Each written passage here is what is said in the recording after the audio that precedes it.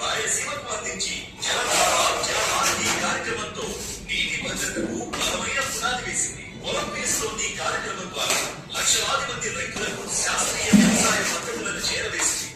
పూర్తి స్థాయిలో ధాన్యం సేకరణ చేపట్టి 24 గంటల్లోనే రైతుల ఖాతాల్లో చెల్లింపులు జమ చేస్తూ పొగాకు, మామిడి, కోకో, రైతులకు 1100 కోట్ల మార్కెట్ ఇంటర్వెన్షన్ ద్వారా రైతుల ప్రయోజనాలను కాపాడుతూ ఆక్వా రంగ అభివృద్ధికి తోడ్పడుతూ 50,000కు పైగా ఆక్వా రైతులకు 1172 కోట్ల ఆక్వా టారిఫ్ సబ్సిడీ అందిస్తూ యూనిట్ కు ₹50 సరఫరా చేస్తుంది.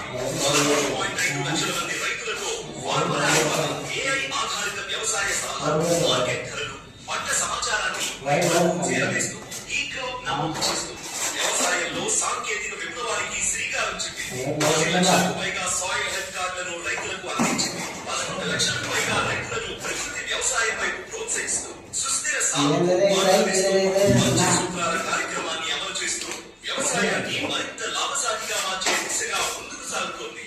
పెట్టుబడి నుంచి పంట వరకు, సాగునీటి నుంచి మార్కెట్ వరకు ప్రతి అడుగులో రైతులకు భరోసాగా నిలుస్తూ వ్యవసాయ రంగంలో సరికొత్త ప్రగతికి నాటి కలిగింది కూటమి ప్రభుత్వం.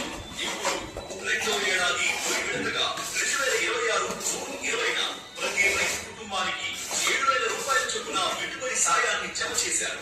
అన్నదాత సుఖీభవ విజయవంతంగా రెండో ఏడాదిలోకి అడుగుపెట్టింది. ఇదే ప్రజల 2 ఏళ్ల నమ్మకం, అభివృద్ధి, సంక్షేమం.